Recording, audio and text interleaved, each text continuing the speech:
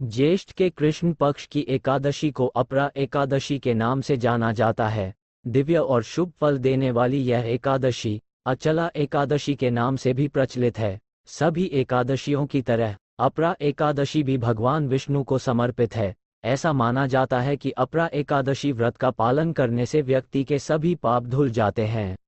पद्म पुराण के मुताबिक यह व्रत करने से जीते जी ही नहीं बल्कि मृत्यु के बाद भी लाभ मिलता है। मान्यता है कि अगर कोई प्रेत योनि में चला गया हो तो यदि उसे कोई अपनी अपरा एकादशी का पुण्य दे दे तो उसे प्रेत योनि से मुक्ति मिल जाती है। वहीं यदि कोई अपरा एकादशी करता हो तो वह कभी किसी भी परिस्थिति में प्रेत योनि में नहीं जाता।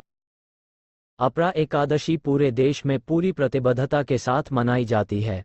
अपरा एकादशी को देश के विभिन्न हिस्सों में अलग अलग नामों से जाना जाता है। भारत के उत्तर राज्यों में जैसे पंजाब, जम्मू, कश्मीर और हरियाणा में अपरा एकादशी को भद्रकाली एकादशी के रूप में मनाया जाता है। इस दिन अधर्म का विनाश करने के लिए माता भद्रकाली ने पृथ्वी पर अपनी दिव्य उपस्थिति दर्ज कराई थी और इस दिन देवी भद्रकाली की पूजा करना शुभ माना जाता है। ओडिशा में इसे जलक्रीड़ा एकादशी के रूप में मनाया जाता है। इस दिन की यह पूजा भगवान जगन्नाथ को समर्पित है। लोग पूरी आस्था और श्रद्धा के साथ अपने प्रभु जगन्नाथ की पूजा अर्चना करते हैं। अपरा एकादशी को अचला एकादशी के नाम से भी जाना जाता है।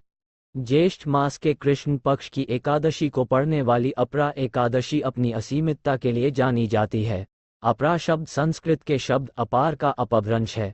अपार शब्द का अर्थ असीमित है।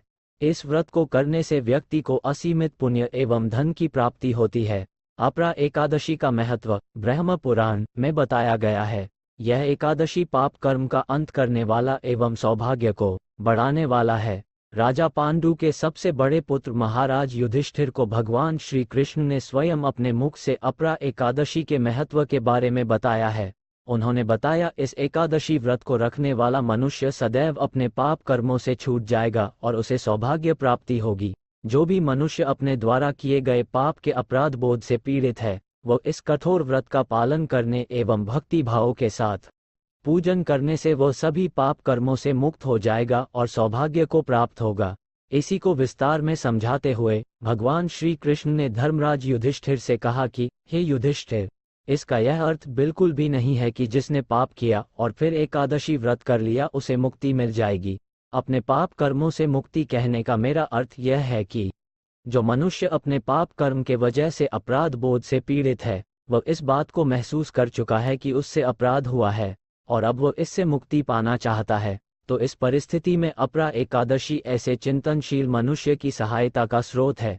प्रभु श्री कृष्ण की बात सुनकर धर्मराज युधिष्ठिर ने भगवान श्री कृष्ण से अपरा एकादशी की प्राचीन कथा जाननी चाहिए। तब भगवान श्री कृष्ण कहते हैं, प्राचीन काल में महीध्वज नामक एक धर्मात्मा महाराजा थे।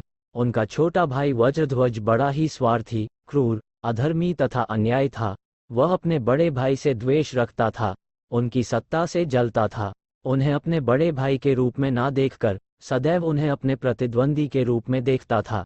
एक दिन उसके अन्याय एवं जलनशीलता की पराकाष्ठा इतनी बढ़ गई कि उस पापी ने रात्रि में अपने बड़े भाई की हत्या कर दी और उसकी देह को जंगल में ले जाकर एक जंगली पीपल के पेड़ के नीचे गाड़ दिया। इस अकाल मृत्यु एवं अंतिम संस्कार न होने कारण से राजा महीध्वज प्रेत योनि में गिर गए और प्रेतात्मा के रूप में उसी पीपल पर रहने लगे। अपने योनि के अनुसार आते जाते लोगों को परेशान करते एवं उत्पात मचाते। एक दिन अचानक ऋषि धौम्य उसी जंगली पीपल के वृक्ष के नीचे से गुजर रहे थे। उन्होंने प्रेत को देखा और अपने तपोबल से प्रेत योनि में गिरे हुए राजा महीध्वज के बारे में जानकारी प्राप्त कर ली। ये जानकर कि वह प्रेत और कोई नहीं महान राजा महीध्वज है, ऋषि ने प्रसन्न होकर उस प्रेत को पीपल के पेड़ से उतारा तथा परलोक विद्या का उपदेश दिया।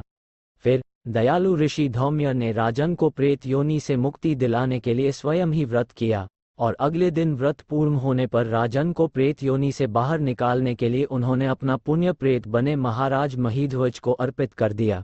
इस पुण्य के प्रभाव से राजा की प्रेत योनि से मुक्ति हो गई। वो शुभ दिन अपरा एकादशी का था। इस कथा को पूर्ण करते हुए भगवान श्री कृष्ण ने धर्मराज युधिष्ठिर से कहा, हे राजन, यह अपरा एकादशी की कथा मैंने लोकहित के लिए कही है। इसे पढ़ने अथवा सुनने से मनुष्य सब पापों से छूट जाता है। अपरा एकादशी अपने उपासक को असीमित लाभ देती है। जो भी नियमबद्ध तरीके से अपने हृदय को साफ रखकर अपरा एकादशी का व्रत रखेगा एवं भक्ति भाव से पूजन करेगा, उसे मनवांछित फल अवश्य मिलेगा।